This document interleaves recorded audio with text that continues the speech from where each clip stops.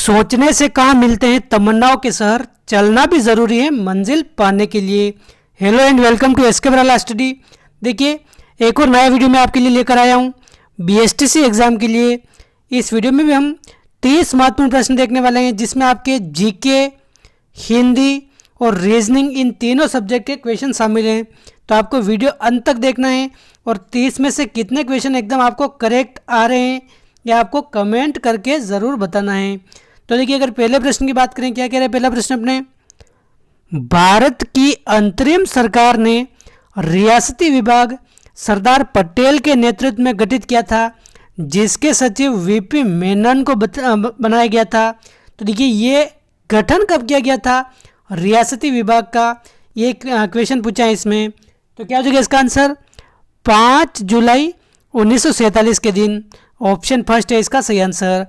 रियासती विभाग का आपने गठन कब हुआ था, आपने 5 जुलाई 1947 के दिन। और इसका सचिव कौन था, आपने वीपी मेनन इसका सचिव था। तो ऑप्शन फर्स्ट हो जाएगा इसका करेक्ट आंसर, ऑप्शन ए इसका सही आंसर है।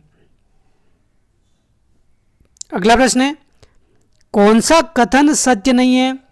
तो देखिए, ये भी अपने एकीकरण से संबंधित प्रश्न है। मेवाड़ सबसे प्राचीन रियासत थी, बिल्कुल सही बात है। राजस्थान में अपने जो 19 देशी रियासतें थी, 19 देशी रियासतें एकीकरण के समय, सबसे प्राचीन रियासत कौन सी थी, मेवाड़ थी उनमें से। झालावाड़ सबसे नवीन रियासत थी, तो ये भी एकदम सही है, अंग्रेजों द्वारा इस रियासत को बनाया गया था।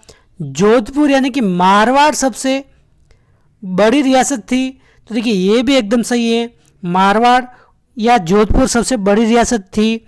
और एकीकरण के समय अपने राजस्थान में 5 ठिकाने थे। तो देखिए, इसका आंसर क्या हो जाएगा, अपने एकीकरण के समय अगर राजस्थान की बात करें तो 5 ठिकाने नहीं थे, ये अपने 3 ठिकाने थे। और तीनों के नाम भी अगर आप याद रखना चाहें तो रख सकते हैं।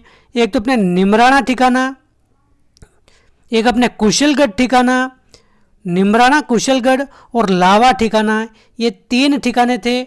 19 देशी रियासत थी और एक अपने चीफ कमिश्नरी क्षेत्र था। 3 तो ठिकाने, 19 रियासतें और एक अपने चीफ कमिश्नरी क्षेत्र यानी कि केंद्र शासित प्रदेश अजमेर मेरवाड़ा, ये था। तो आप ध्यान रखें, ये अपने सत्य नहीं है, ऑप्शन डी ये सत्य नहीं है, बाकी सभी सत्य हैं। अगला प्रश्न है, एकीकरण के समय कुशलगढ़ ठिकाने के तत्कालीन नरेश कौन थे। तो देखिए, एकीकरण के समय अगर बात करें तो कुशलगढ़ ठिकाने के अपने नरेश कौन थे, ये हरेंद्र कुमार सिंह, ऑप्शन सी हो जाएगा इसका करेक्ट आंसर। एकीकरण के समय अपने कुशलगढ़ ठिकाने के अपने नरेश कौन थे, अपने हरेंद्र कुमार सिंह, ऑप्शन सी इसका सही आंसर है। अगला प्रश्न है, राजस्थान के एकीकरण की शुरुआत कब हुई थी। तो देखिए, राजस्थान का एकीकरण अपने शुरुआत था 18 मार्च 1948 के दिन से, ऑप्शन बी है इसका सही आंसर। 18 मार्च 1948 से शुरू होकर अपने 1 नवंबर 1956 तक ये एकीकरण चला था, 1 नवंबर 1956 तक। अगला प्रश्न है, राजस्थान के एकीकरण के समय विलय पत्र पर हस्ताक्षर करते समय ये किसने कहा था कि मैं अपने डेथ वारंट पर हस्ताक्षर कर रहा हूं। तो क्या हो जाएगा इसका आंसर, ये किसका विचार था। तो देखिए, ये कहने वाले कौन थे, अपने बांसवाड़ा के जो शासक थे चंद्रवीर सिंह, इन्होंने कहा था, क्या कहा था कि मैं अपने डेथ वारंट पर हस्ताक्षर कर रहा हूं। ये अपने बांसवाड़ा के शासक चंद्रवीर सिंह के कथन थे, ऑप्शन डी हो जाएगा इसका सही आंसर। अगला प्रश्न है, जोधपुरा से संबंधित निम्नलिखित में से कौन सा कथन असत्य है। तो देखिए, जोधपुरा एक सभ्यता स्थल है, सभ्यता स्थल, इससे संबंधित कौन सा कथन असत्य है।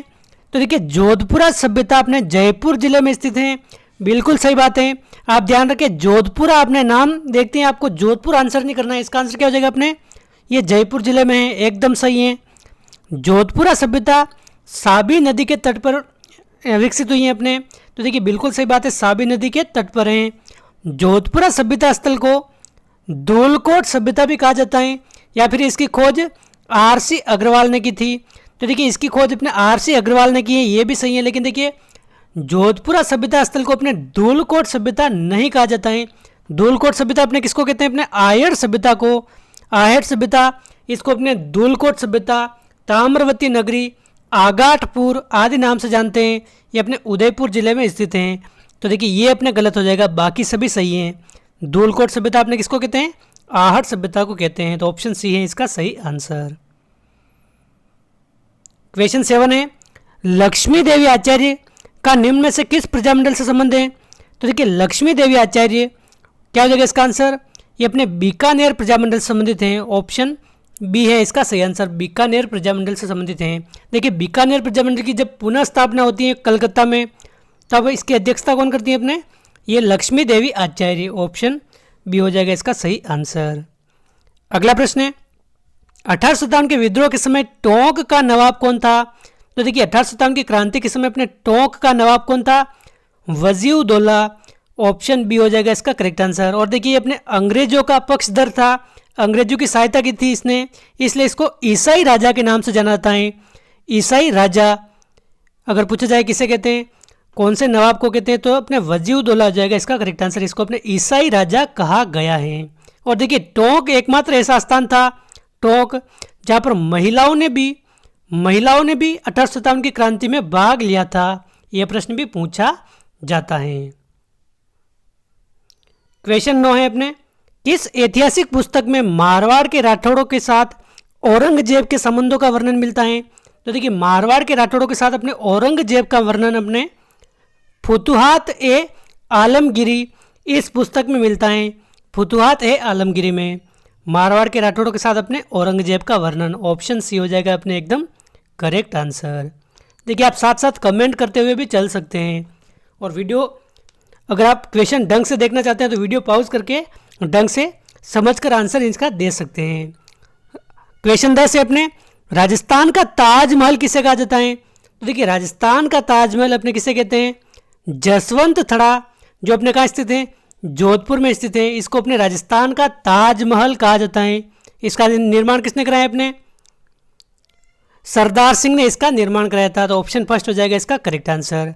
जसवंत थड़ा अपने जोधपुर में है और सरदार सिंह इसका निर्माण कराते हैं। इसको अपने राजस्थान का ताजमहल कहा जाता है। क्वेश्चन 11 है अपने, निम्न में से कौन सी पहाड़ियाँ मध्य अरावली श्रेणी में स्थित हैं?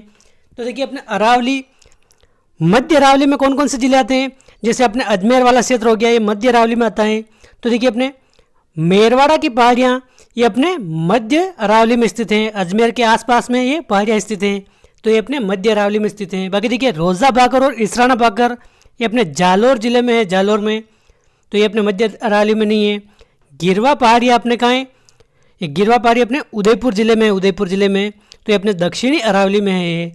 बाकी मध्य अरावली में अपने इसका क्या हो जाएगा? मेरवाड़ा की पहाड़ियाँ। ऑप्शन ए है इसका सही आंसर। क्वेश्चन 12 है, राजस्थान का पहला साइंस पार्क कहाँ स्थित है? तो देखिए राजस्थान का पहला साइंस पार्क अपने ये जयपुर में स्थित है। ऑप्शन बी हो जाएगा इसका करेक्ट आंसर। राजस्थान का पहला साइंस पार्क अपने कहाँ है? जयपुर में स्थित है। क्वेश्चन 13 है, राजस्थान का सबसे बड़ा अभ्यारण्य कौन सा है? क्या हो जाएगा इसका आंसर? तो देखिए राजस्थान का सबसे बड़ा अभ्यारण्य राष्ट्रीय मरु उद्यान हो जाएगा। अपने क्षेत्रफल की दृष्टि से पूछा है, अपने क्षेत्रफल की दृष्टि से राष्ट्रीय मरु उद्यान ये अपने 2 जिलों में विस्तृत हैं, जैसलमेर और बाड़मेर क्षेत्र में ये फैला हुआ है। और इसका क्षेत्रफल भी अगर पूछा जाए तो लगभग 3160 वर्ग किलोमीटर इतने क्षेत्र में ये फैला हुआ है राष्ट्रीय मरु उद्यान। देखिए यहाँ पर 2 तरह के प्रश्न पूछे जा सकते हैं। सबसे बड़ा अभ्यारण्य अगर पूछ ले तो राष्ट्रीय मरु उद्यान हो जाएगा, और सबसे बड़ा राष्ट्रीय उद्यान अगर पूछ ले, राष्ट्रीय उद्यान अगर पूछा जाए तो ये अपना कौन सा है? रणथंभौर राष्ट्रीय उद्यान है। क्योंकि देखिए राष्ट्रीय मरु उद्यान, ये मरु उद्यान ये इसको राष्ट्रीय उद्यान का दर्जा प्राप्त नहीं है, लेकिन अपने राष्ट्रीय उद्यान अगर पूछा जाए क्षेत्रफल की दृष्टि से तो रणथंभौर राष्ट्रीय उद्यान होगा। और यहाँ पर पूछा है सबसे बड़ा अभ्यारण्य कौन सा है, तो ये अपने कौन सा है?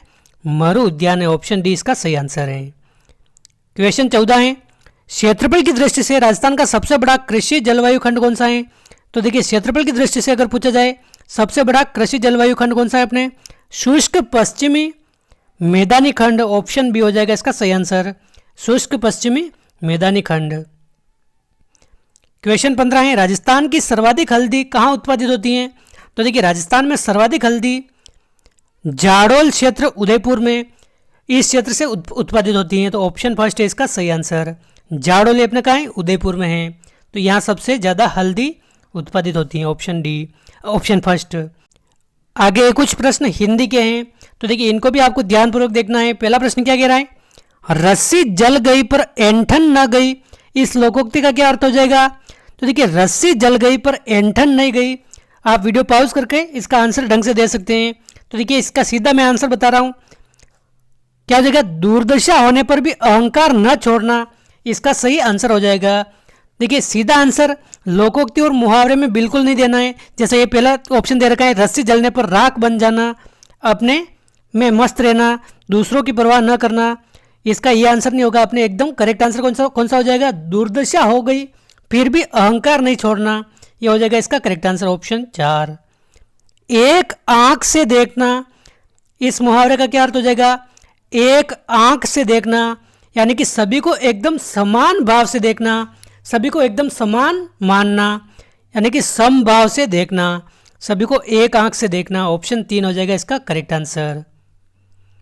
अगला प्रश्न है क्वेश्चन 18, जैसे नागनाथ वैसे सांपनाथ, इस लोकोक्ति का क्या अर्थ हो जाएगा, जैसे नागनाथ वैसे सांपनाथ।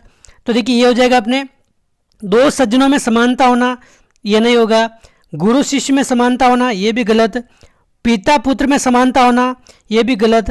दो दुष्टों में समानता होना, ये एकदम सटीक आंसर है। दो दुष्टों में समानता होना, ऑप्शन 4 इसका है सही आंसर। अगला प्रश्न है जो ऊपर से मिलाया गया हो, इसके लिए एक शब्द क्या हो जाएगा, प्रक्षिप्त, विक्षिप्त, संक्षिप्त या विलुप्त। तो देखिए जो ऊपर से मिलाया गया हो, इसके लिए अपने क्या हो जाएगा, प्रक्षिप्त, ऑप्शन फर्स्ट है इसका सही आंसर, ऑप्शन फर्स्ट हो जाएगा इसका सही आंसर। फेंका हुआ या फिर ऊपर से मिलाया गया, इसको बोलते हैं अपने प्रक्षिप्त। और देखिए विक्षिप्त क्या होता है, विक्षिप्त का मतलब होता है अपने इसका अर्थ निकलता है एक तो अपने पागल, पागल या फिर परेशान, ये अपने विक्षिप्त कहलाता है। और अपने प्रक्षिप्त हो जाएगा जो ऊपर से मिलाया गया हो। अगला प्रश्न क्या कह रहा है अपने, जिसे तैर कर पार करना कठिन हो, इसके लिए एक शब्द क्या हो जाएगा। तो देखिए जिसको तैर कर पार करना कठिन है उसको दुस्तर बोलते हैं, ऑप्शन फर्स्ट दुस्तर। फेंक कर चलाया जाने वाला हथियार क्या कहलाता है। तो देखिए फेंक कर चलाया जाने वाला हथियार अपने अस्त्र कहलाता है, ऑप्शन 3 हो जाएगा इसका सही आंसर। और देखिए हाथ में रख कर चलाया जाने वाला हथियार क्या कहलाता है, अपने शस्त्र कहलाता है। जैसे तलवार, तलवार अपने हाथ में होती है तो ये अपने क्या है, शस्त्र हैं। और देखिए जैसे तीर हो गया, तीर ये अपने फेंक कर चलाते हैं तो ये क्या है, अपने अस्त्र हो गया। तो शस्त्र अपने जो हाथ में रख कर चलाते हैं और फेंक कर जो चलाया जाता है हथियार अस्त्र कहलाता है, ऑप्शन 3। अगला प्रश्न है धरित्री का तद्भव रूप क्या हो जाएगा। तो देखिए धरित्री शब्द का तद्भव क्या हो जाएगा, अपने धरती हो जाएगा, ऑप्शन 2 इसका सही आंसर हो जाएगा धरती। कौन सा शब्द तद्भव है, तो देखिए तद्भव कौन सा है अपने, रुक्ष, वृक्ष, पल्लव, खजूर। तो देखिए अपने रुक्ष, वृक्ष व पल्लव ये तीनों क्या है, अपने तत्सम है, तत्सम, तत्सम। लेकिन अपने खजूर क्या है, खजूर ये अपने तद्भव हो जाएगा, ऑप्शन 4। खजूर का अगर पूछा जाए क्या होता है अपने तत्सम, तो खरजूर होता है, खरजूर, इस प्रकार लिखते हैं इसको, खरजूर। तो आप ध्यान रखें ऑप्शन 4 हो जाएगा इसका सही आंसर। क्वेश्चन 24 है कौन सा शब्द कमल का पर्यायवाची नहीं है। तो देखिए कमल का पर्यायवाची कौन सा नहीं है, उत्पल कमल का पर्यायवाची है, सरोज अपने कमल का पर्यायवाची है, पुंडरीक अपने कमल का पर्यायवाची है। लेकिन देखिए कुसुमांकर, कुसुमांकर अपने कमल का पर्यायवाची नहीं है, ये अपने बसंत ऋतु का पर्यायवाची है। तो ऑप्शन 3 हो जाएगा इसका सही आंसर। कौन सा शब्द पत्थर का पर्यायवाची नहीं है, उपल, नग, प्रस्तर, पाहन, इन चारों में कौन सा अपने पत्थर का पर्यायवाची नहीं है। तो देखिए उपल है, प्रस्तर है, पाहन है, लेकिन नग, नग का क्या है, अपने नग का मतलब क्या होता है, पहाड़, पहाड़, पर्वत, इसका पर्यायवाची है अपने नग। तो ये अपने पत्थर का पर्यायवाची नहीं है, तो ऑप्शन 2 इसका सही आंसर है और इसका अपना ऑप्शन 3 है। क्वेश्चन 26 है कौन सा शब्द अग्नि का पर्यायवाची नहीं है। तो देखिए अग्नि का कौन सा नहीं है, तुहिन, पावक, अनल, हुतासन। तो देखिए अपने अग्नि का पर्यायवाची पावक है, अनल है, हुतासन है, लेकिन तुहिन अपने अग्नि का पर्यायवाची शब्द नहीं है। तुहिन अपने किसका पर्यायवाची शब्द है, क्या हो जाएगा इसका सही आंसर, ये अपने बर्फ, जो बर्फ होता है, बर्फ, हिम, इसका पर्यायवाची शब्द है अपने तुहिन। तो आप ध्यान रखें ऑप्शन फर्स्ट है इसका सही आंसर। और देखिए कुछ प्रश्न अपने रीजनिंग के हैं, इनको भी आप ध्यानपूर्वक देखिए और इनके आंसर देने का प्रयास कीजिए। क्वेश्चन 27 क्या कह रहा है अपने, लुप्त पद ज्ञात करना है अपने। लुप्त पद ये अपने सीरीज दे रखी है 3, 8, 15, 24 और 35। तो आगे ये खाली जगह है यहाँ पर कौन सी सीरीज आएगी? तो देखिए सबसे पहले तो हमें इसमें लॉजिक पता लगाना पड़ेगा, तब जाकर ये क्वेश्चन हम कर पाएंगे। तो देखिए इसमें आप आराम से देख पा रहे हैं 3 के बाद क्या आ रहा है अपना 8 आ रहा है, 8 के बाद 15 आ रहा है, फिर 24, फिर 36। तो देखिए अगर देखें दो का वर्ग क्या होता है अपने? 2 का वर्ग क्या होता है अपने? 4 होता है। फिर अपने 3 का वर्ग क्या होता है? 9 होता है। 4 का वर्ग क्या होता है? 16 होता है। 5 का वर्ग क्या होता है? 25 होता है। और 6 का वर्ग क्या होता है अपने? ये होता है अपने 36। और इस प्रकार 7 का वर्ग क्या होता है अपने? 49 होता है। तो देखिए 4 से 1 कम 3, 9 से 1 कम 8, 16 से 1 कम 15 और अपने 25 से 1 कम ये 24 हो गया। इस प्रकार 36 से 1 कम ये 35। तो देखिए यहाँ पर आगे वाली संख्या यहाँ क्या आ जाएगा? 49 से 1 कम 48 हो जाएगा। तो इसका आंसर क्या हो जाएगा अपने? 48 इसका सही आंसर हो जाएगा। ऑप्शन डी इसका सही आंसर है। क्योंकि देखिए वापस आप देख लीजिए 2 की संख्या अगर 2 को 2 से गुणा करें, 2 का वर्ग क्या होता है अपने? 4 होता है। तो 4 से 1 कम यहाँ पर 3 हो गया। फिर अपने अगली संख्या 3 आती है, 2 के बाद 3, 3 का वर्ग कितना होता है? 9 होता है। तो 9 में से 1 घटा लेंगे 8 आ जाएगा। फिर अपने 16 अपने 4 का वर्ग होता है, उसमें से 1 घटाएंगे तो 15। इस प्रकार 25 में से 1 घटाएंगे तो अपने 24 आ जाएगा। फिर आगे 6 का वर्ग 36, 36 में से 1 घटाएंगे तो 35 आ जाएगा। फिर आगे वाली संख्या 7, 7 में 7 का वर्ग अपने 49 होता है, उसमें से 1 घटा देंगे तो अपने 48 आ जाएगा। तो इसका आंसर क्या हो जाएगा अपने? ऑप्शन डी हो जाएगा एकदम सही आंसर। मुझे उम्मीद है आपको समझ में आ गया होगा। अगला प्रश्न है, निम्न में से सबसे बड़ी संख्या कौन सी है? तो देखिए सबसे बड़ी संख्या कौन सी है? ये अपने भिन्न के रूप में दे रखी है 1/5, 1/6, 1/7 और 1/8। तो देखिए ऐसे प्रश्न करने के लिए सबसे पहले आपको क्या ध्यान रखना है? अगर अंश, देखिए अंश तो ऊपर वाली संख्या होती है और नीचे वाली संख्या कौन सी होती है? हर होती है। तो देखिए ऐसी संख्या जब भी आ जाए, ऊपर अगर अंश एक समान दे रखा हो, यहाँ पर सब जगह एक एक एक ही है, तो आपको क्या करना है? जो नीचे वाली संख्या है, नीचे वाली संख्या जो संख्या सबसे छोटी होगी वो संख्या अगर उसके मान में देखेंगे तो सबसे बड़ी होगी। तो देखिए यहाँ पर 5, 6, 7 और 8 ये नीचे वाली संख्या है हर। इन चारों में सबसे छोटी संख्या कौन सी है अपने? 5 संख्या है। लेकिन 5 ये बट्टा में आ रहा है और ऊपर अपने हर एक समान है, तो 1/5 ये सबसे बड़ी संख्या हो जाएगी, बड़ी संख्या। और इस प्रकार भी अगर आप नहीं समझ पाते हैं तो इसको कैसे करना है आपको? 1/5, 1/6, 1/7 और 1/8 आगे आप ऊपर आप 0 0 लगा दीजिए यहाँ पर, और इसमें आप भाग दे दीजिए। और इसमें आप भाग देंगे तो आपको सबसे बड़ी संख्या कौन सी मिलेगी? ये फर्स्ट वाली मिल जाएगी आपको। तो 1/5 इसका हो जाएगा सही आंसर। बाकी आप इस तरीके से याद रखेंगे तो अच्छी तरह से याद रह जाएगा। अगर ऊपर अंश एक समान है, अंश अगर एक एक दे रखा है, तो नीचे जो संख्या सबसे छोटी होगी वो संख्या मान में देखेंगे तो सबसे बड़ी हो जाएगी। क्योंकि देखिए सबसे छोटी संख्या है तो भाग लगाएंगे तो जाहिर सी बात है बड़ी संख्या आएगी, और सबसे बड़ी संख्या है इसका अगर भाग लगाएंगे तो ये संख्या छोटी आ जाएगी। तो अपने सबसे छोटी संख्या ये सबसे बड़ी है और सबसे बड़ी संख्या ये 1/8 ये सबसे छोटी संख्या हो जाएगी। तो अपने ऑप्शन फर्स्ट है इसका सही आंसर। क्वेश्चन 29 है, राहुल व सोहन क्रमशः 5 व 9 वर्ष के हैं, कितने वर्षों में उनकी आयु का योग 24 हो जाएगा? तो देखिए क्या हो जाएगा इसका आंसर? राहुल व सोहन इन दोनों की आयु वर्तमान में कितनी है? राहुल की है 5 वर्ष और सोहन की है 9 वर्ष। और प्रश्न क्या पूछा है? कितने वर्षों में उनकी आयु का योग, इन दोनों को जोड़ेंगे तो इनकी आयु का योग कितना हो जाएगा? 24 हो जाएगा। कितने वर्षों में? तो देखिए वर्तमान में अगर बात करें वर्तमान में, तो वर्तमान में क्या है अपने इनकी आयु? 5 वर्ष तो इसकी है राहुल की और सोहन की है 9 वर्ष। तो इन दोनों को अगर जोड़े तो वर्तमान में कितनी है अपने? 14 वर्ष। तो कितने वर्षों बाद इन दोनों को अगर इन दोनों की आयु जोड़ेंगे तो अपने 24 वर्ष हो जाएगा। तो देखिए 24 में से अगर 14 घटाएं तो कितने आते हैं अपने? 10 वर्ष आते हैं। तो देखिए 10 वर्ष और जोड़ें अगर 14 में, तब जाकर अपने 24 आएंगे। 14 में अगर 10 वर्ष और जोड़ेंगे तब जाकर अपने कितना आएंगे? 24 आएंगे। तो देखिए 5 वर्ष अगर राहुल की आयु और बढ़ जाए और 5 वर्ष अपने सोहन की आयु और बढ़ जाए तो हमारे 10 वर्ष हो जाएंगे। क्योंकि देखिए 5 वर्ष इसकी बढ़ेगी तो 5 वर्ष इसकी भी बढ़ेगी। तो अपने अगर 5 वर्ष बाद अगर बात करें तो 5 वर्ष और 5 वर्ष कितने हो जाएगी राहुल की आयु? 5 में 5 जोड़ेंगे 10 हो जाएगी। और सोहन की आयु कितनी हो जाएगी, वर्तमान में अगर 9 वर्ष हैं और 5 और जोड़ देंगे इसकी आयु में, तो 9 और 5 कितने हो जाएंगे अपने, 14 हो जाएंगे। तो 10 और 14 को अगर जोड़ेंगे तो ये 24 आ जाएगा। तो अपने 5 वर्ष बाद हो जाएगा इसका करेक्ट आंसर, 5 वर्ष बाद अपने राहुल व सोहन की आयु क्रमशः अपने कितनी हो जाएगी, 10 व 14 हो जाएगी। और इन दोनों को जोड़ेंगे तो अपने 24 वर्ष हो जाएगा। ऑप्शन सी है इसका सही आंसर। यानी कि ये 10 वर्ष और जोड़ेंगे अगर 14 में तो ये अपना हो जाएगा, और 10 दोनों की आयु कुल बढ़ रही है तो 10/2 करेंगे तो 5 वर्ष हो जाएगा इसका करेक्ट आंसर। ऑप्शन सी इसका सही आंसर है। अगला प्रश्न है क्वेश्चन 30, बेमेल को छांटिए। बेमेल कौन सा इन चारों में से, अशोक गहलोत, नरेंद्र मोदी, अटल बिहारी वाजपेयी और जवाहरलाल नेहरू। तो देखिए बेमेल मतलब ऐसा कौन सा लॉजिक है जिसमें इन चारों में से 3 में तो समानता है लेकिन एक अलग है, क्या हो जाएगा इसका आंसर।